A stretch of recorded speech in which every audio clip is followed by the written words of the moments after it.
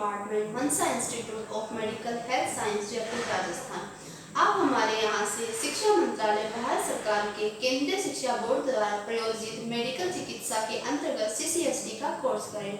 CCSD मतलब certificate course in homeopathic dispensing. इस पाठ्यक्रम के अध्ययन हेतु आपको बोर्ड द्वारा प्रिंटेड बुक भेजी जा चुकी है। मनसा इंस्टीट्यूट आपकी निश्चित सफलता के लिए आपको निरंतर शॉर्ट नोट्स तैयार करके दे रहा है तथा उनके वीडियो बनाकर आपको उपलब्ध करवा रहा है ताकि आप अपने एग्जाम में और अच्छे मार्क्स ला सके। होम्योपैथिक पाठ्यक्रम में महत्वपूर्ण 2 विषय हैं जिनका पेपर कोड सबसे पहले 718 और 719 है। प्रथम विषय का नाम है introduction of homeopathy. Introduction of homeopathy इस पेपर में हम सबसे पहले मानव शरीर की संरचना और क्रिया विज्ञान के बारे में पढ़ेंगे। तो सबसे पहले हम पढ़ते हैं शरीर संरचना विज्ञान मतलब एनाटॉमी। एनाटॉमी हमारा शरीर कोशिका, ऊतक, तंत्र, पेशी, अस्थि, संधि आदि से मिलकर बना है। इन सब का अर्थात शरीर की संरचना का अध्ययन ही शरीर विज्ञान है। मतलब एनाटॉमी एक साइंस की, एक बायोलॉजी की एक ब्रांच है जिसके अंतर्गत हम शरीर कोशिका, ऊतक, तंत्र, पेशी, अस्थियां, संधि आदि से मिलकर जो शरीर बना है उसकी संरचना का अध्ययन करते हैं। दूसरा है शरीर क्रिया विज्ञान मतलब फिजियोलॉजी। फिजियोलॉजी विज्ञान की वह शाखा है जिसके अंतर्गत हम शरीर में अंगों से मिलकर जो हमारा तंत्र बना है और सभी तंत्र जो है अपना निर्धारित कार्य करते हैं। इस प्रकार कार्यों के अध्ययन के बारे में जिस विषय में हम पढ़ते हैं वह है फिजियोलॉजी। ठीक, अब शरीर संरचना। शरीर संरचना में शरीर की संरचना किस तरीके से हुई है? तो सबसे पहले शरीर की संरचना सेल से हुई है मतलब कोशिका से। कोशिकाओं का एक समूह है। कोशिका के समूह ने मिलकर ऊतक का निर्माण किया। ऊतक के एक समूह ने मिलकर अंग का निर्माण किया और अंगों ने मिलकर तंत्र का निर्माण किया और सभी तंत्रों ने मिलकर एक मानव शरीर का विकास किया। सबसे पहले हम कोशिका के बारे में पढ़ते हैं। कोशिका शरीर की सूक्ष्मतम इकाई है। यह बॉडी की फंडामेंटल एंड स्ट्रक्चरल यूनिट है। इसके अंतर्गत हम कोशिका झिल्ली, माइटोकॉन्ड्रिया, नाभिक, केंद्रक द्रव्य, गुणसूत्र, राइबोसोम, लाइसोसोम आदि के बारे में पढ़ते हैं। अब टिश्यू जो कि कोशिकाओं के एक समूह से मिलकर बना है। यह 4 प्रकार के होते हैं: epithelial tissue, connective tissue, muscular tissue और नर्वस टिश्यू। एपिथेलियल टिश्यू के अंदर स्किन और म्यूकस मेम्ब्रेन आते हैं। कनेक्टिव टिश्यू में बोन्स, ब्लड, फैटी टिश्यू आते हैं। मस्कुलर सिस्टम में मसल्स और नर्वस टिश्यू में नर्व आती हैं। अब मानव शरीर का संगठन। मानव शरीर का संगठन 6 भागों में हुआ है: अपर एक्सट्रीमिटीज, लोअर एक्सट्रीमिटीज, ट्रंक और हेड। अपर एक्सट्रीमिटीज, लोअर एक्सट्रीमिटीज इनको 2 में हो गया, ट्रंक और हेड। फिर जो शरीर है उसमें 5 गुहा पाई जाती है मतलब 5 कैविटी पाई जाती हैं जिनका नाम कुछ इस प्रकार है: thoracic cavity, abdominal cavity, pelvic cavity, cranial cavity और स्पाइनल कैविटी। अब हम उदरीय गुहा को 9 भागों में विभाजित करते हैं। 9 भागों में विभाजित करने के लिए हम 4 लाइनें लेते हैं जिनमें से 2 क्षैतिज और 2 ऊर्ध्वाधर लाइन लेते हैं, जिनमें से 2 ऊर्ध्वाधर लाइनों में से एक राइट लेटरल और एक लेफ्ट लेटरल।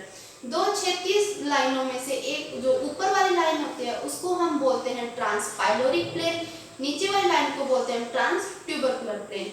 जो इसमें जो पहला पार्ट होता है वो राइट हाइपोकॉन्ड्रियम होता है, उसके बाद जो पार्ट होता है बीच में एपिगैस्ट्रियम होता है और बाद में उसके लेफ्ट हाइपोकॉन्ड्रियम होता है। राइट हाइपोकॉन्ड्रियम के नीचे राइट लंबर होता है, एपिगैस्ट्रियम के नीचे अम्बलाइकस आता है, लेफ्ट हाइपोकॉन्ड्रियम के नीचे लेफ्ट लंबर आता है। अब लेफ्ट लंबर के नीचे राइट इलियक फोसा, अम्बलाइकल के नीचे हाइपोगैस्ट्रियम और लेफ्ट लंबर के नीचे लेफ्ट इलियक आता है। अब शरीर में तंत्रों के बारे में हम पढ़ते हैं। शरीर में तंत्रों को लगभग 10 भागों में विभाजित किया है मतलब शरीर 10 तंत्रों से मिलकर बना है जिनके नाम कुछ इस प्रकार हैं। सबसे पहला तंत्र इंटेगुमेंट्री सिस्टम मतलब त्वचा या अध्यावरणीय तंत्र। फिर स्केलेटन सिस्टम मतलब जिसे हम कंकाल तंत्र बोलते हैं। मस्कुलर सिस्टम पेशीय तंत्र, रेस्पिरेटरी सिस्टम जिसे हम श्वसन तंत्र बोलते हैं, डाइजेस्टिव सिस्टम जिन्हें हम पाचन तंत्र बोलते हैं, सर्कुलेटरी सिस्टम जिसे हम परिसंचरण तंत्र बोलते हैं, एंडोक्राइन सिस्टम जिन्हें हम अंतःस्रावी तंत्र बोलते हैं, रिप्रोडक्टिव सिस्टम जिन्हें हम जनन तंत्र बोलते हैं, नर्वस सिस्टम जिसे हम तंत्रिका तंत्र बोलते हैं। इसके अलावा मानव शरीर में ज्ञानेंद्रियां उपस्थित होती हैं। ज्ञानेंद्रियां 5 ज्ञानेंद्रियां होती हैं जिसमें नेत्र, कान, नाक, जीभ और त्वचा है। अब हम सभी तंत्रों के बारे में थोड़ा थोड़ा पढ़ेंगे। तो हम सबसे पहले पढ़ते हैं इंटेग्यूमेंट्री सिस्टम मतलब त्वचा या अत्यावरणीय तंत्र। संपूर्ण त्वचा को 2 परतों में बांटा है जिसमें से बाहरी परत इसकी एपिडर्मिस और आंतरिक परत इसकी डर्मिस कहलाती है। इसमें संपूर्ण श्वेत ग्रंथियां, रोम और तेलीय ग्रंथियां उपस्थित होती हैं तथा इसके कार्य के बारे में हम जानते हैं। तो यह त्वचा संपूर्ण शरीर को बाहरी आवरण या परत का निर्माण करती है, शरीर के घटक पदार्थों एवं प्रभाव से रक्षा करती है।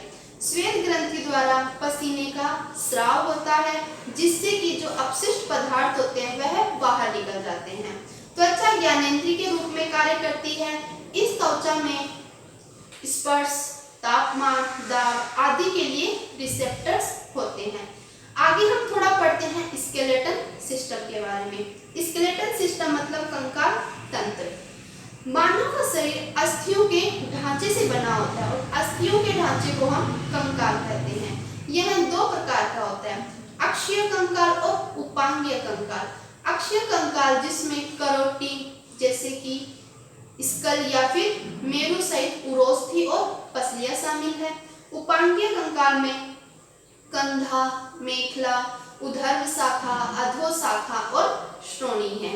मतलब पेल्विक गर्डल, पेक्टोरल गर्डल, अपर एक्सट्रीमिटीज और लोअर एक्सट्रीमिटीज। ठीक, अब हम आकार के अनुसार अस्थियों का विभाजन करते हैं। तो सबसे पहले हम पढ़ते हैं लॉन्ग बोन के बारे में।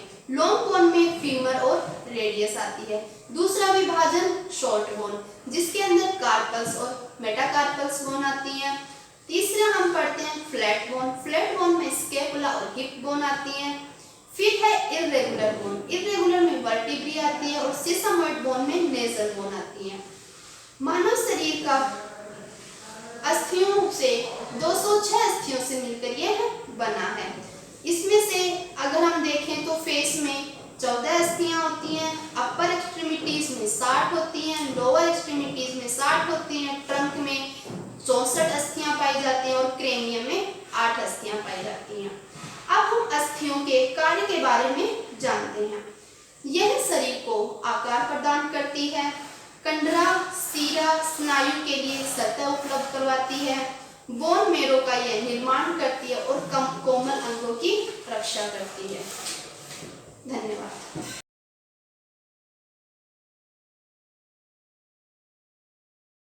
गुड आफ्टरनून, मैं doctor Yogita Sharma, HOD homeopathic department Mansa institute of medical health science Jaipur Rajasthan. अब हमारे यहाँ से शिक्षा मंत्रालय भारत सरकार के अंतर्गत केंद्रीय शिक्षा बोर्ड द्वारा प्रायोजित वोकेशनल मेडिकल चिकित्सा के अंतर्गत CCST का कोर्स करें। CCST मतलब certificate course in homeopathic dispensing.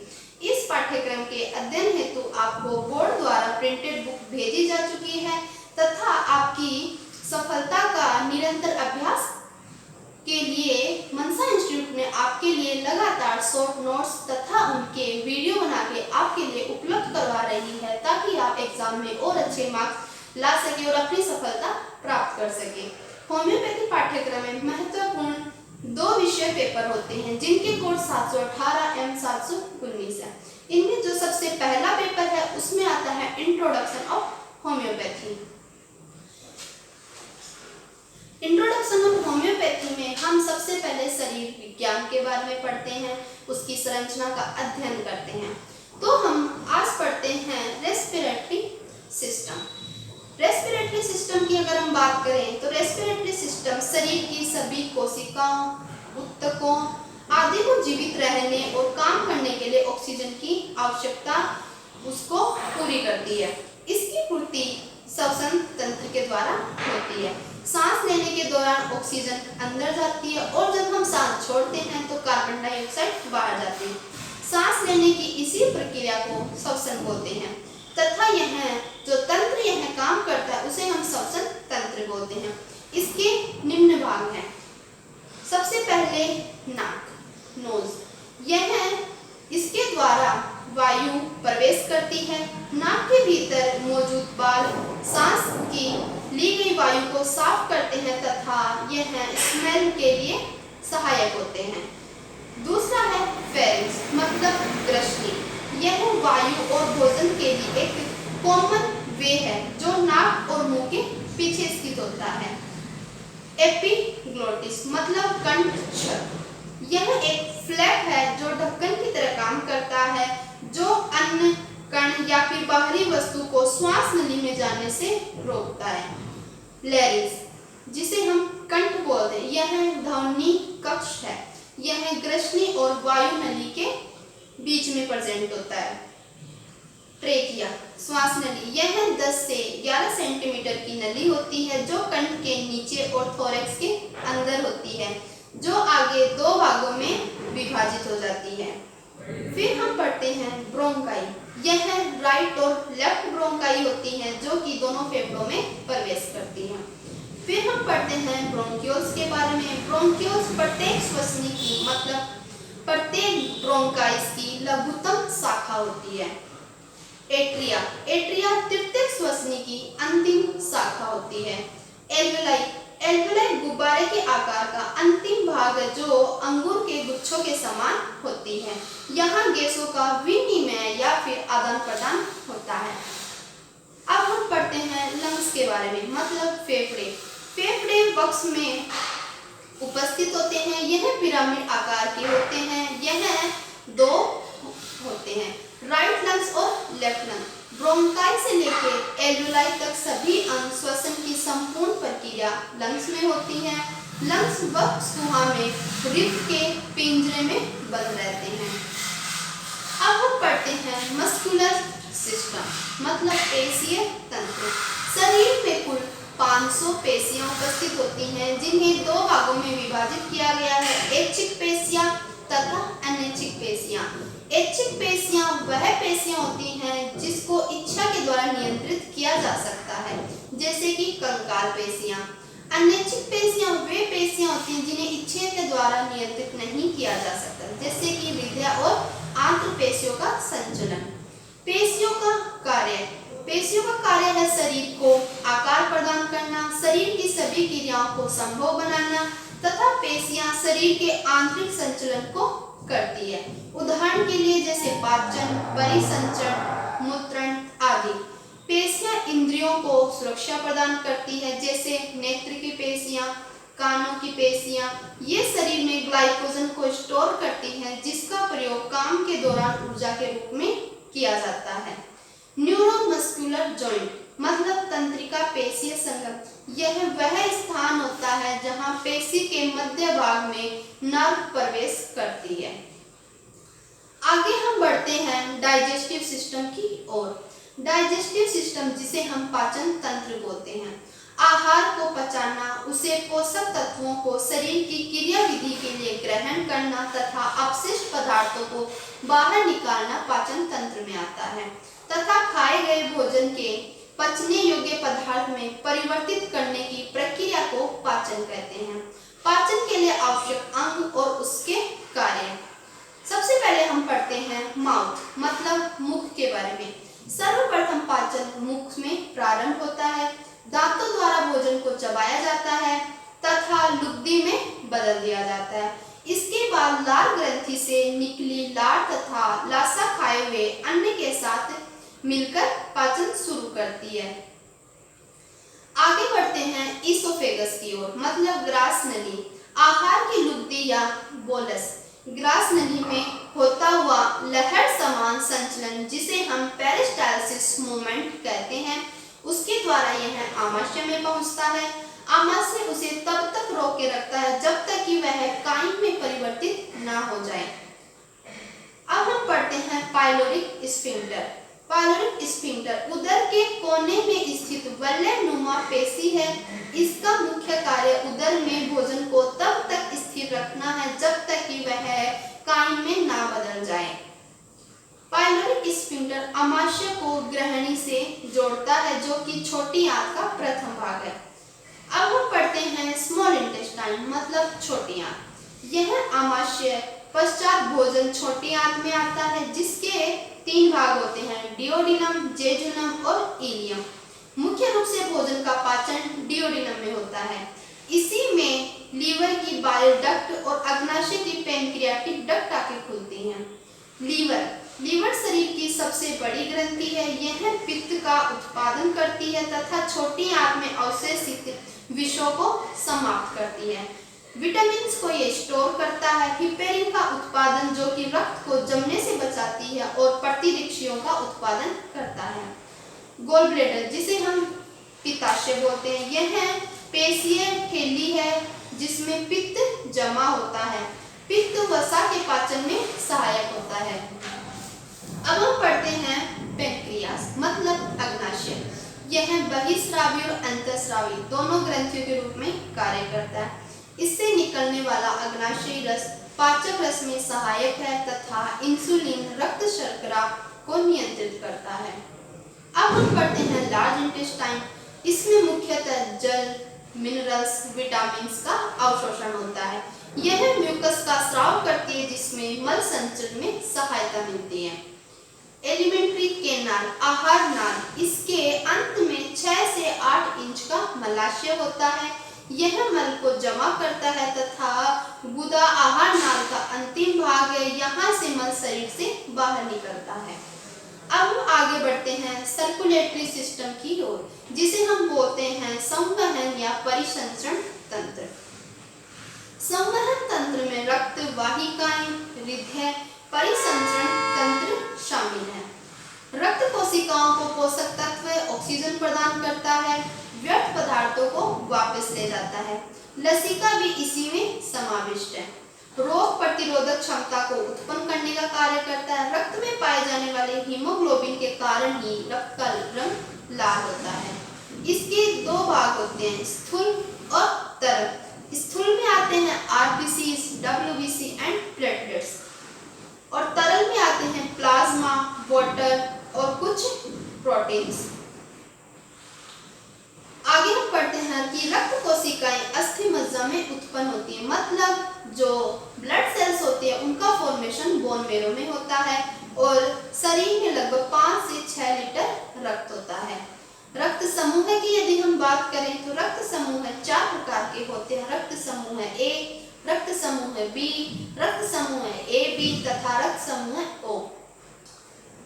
RH positive किसी भी रक्त को ले सकता है, जबकि RH नेगेटिव सिर्फ नेगेटिव से ही ब्लड ले सकता है। इसमें से रक्त समूह ए बी को सार्वत्रिक ग्राही माना जा सकता है। यह सभी से रक्त ले सकता है तथा रक्त समूह ओ को सार्वत्रिक दाता बोलते हैं, क्योंकि यह सभी रक्त समूहों को अपना ब्लड डोनेट कर सकता है। रक्त के कार्य शरीर के सभी भागों में ऑक्सीजन, कार्बन डाइऑक्साइड, पोषक और अपशिष्ट पदार्थों का अभिगमन एवं संवहन, शरीर के तापमान को बनाए रखना, डब्ल्यूबीसी जीवाणुओं का नाश करके रोग प्रतिरोधक क्षमता को बनाए रखती है। यह चोटों में रक्त वाहिकाओं को स्कंदित करके रक्त बहने से रोकती है। हृदय मतलब हार्ट, हृदय के संवहन में सबसे महत्वपूर्ण अंग है। यह एक पेशीय इंद्रिय है जो कि 2 फेफड़ों के मध्य छाती की बाईं ओर स्थित होता है। हृदय पर हृदय आवरण होता है जो कि श्लेष्म झिल्ली का बना होता है।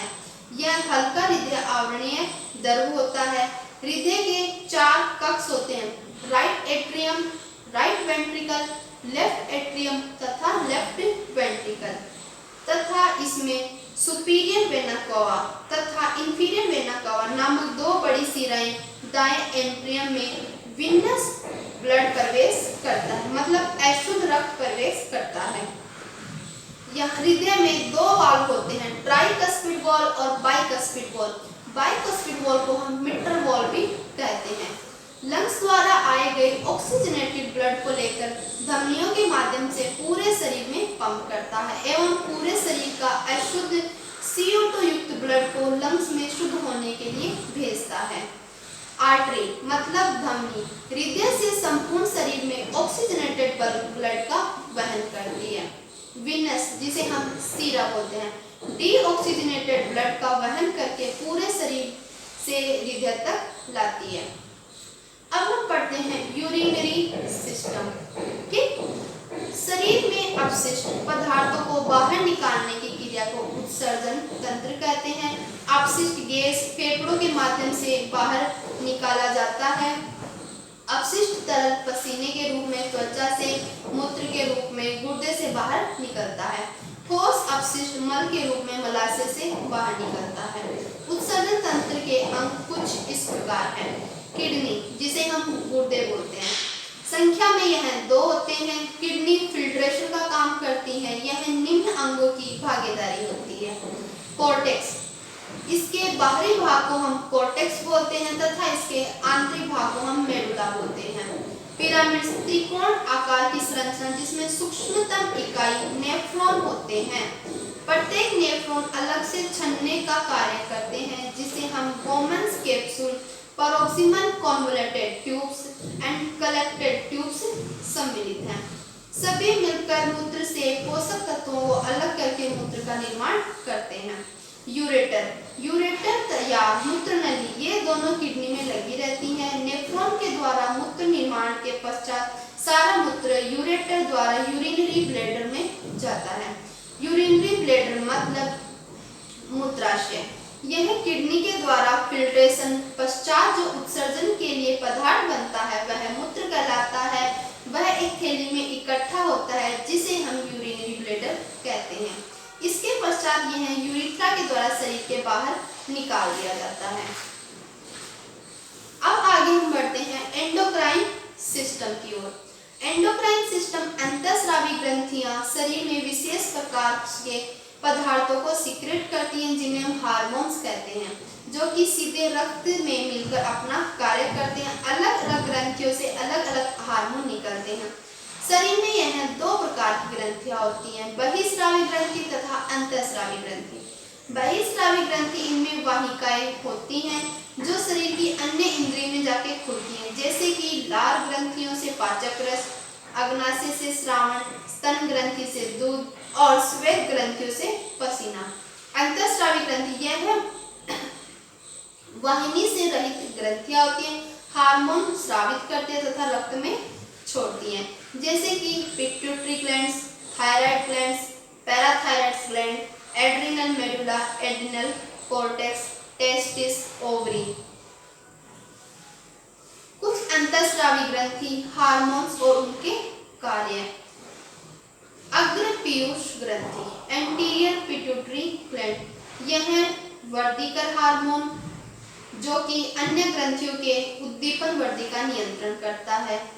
TSH यह अधिवृक्क ग्रंथियों के स्राव का नियंत्रण करता है। FSH यह गोनेड्स ग्रंथियों को नियंत्रित करता है।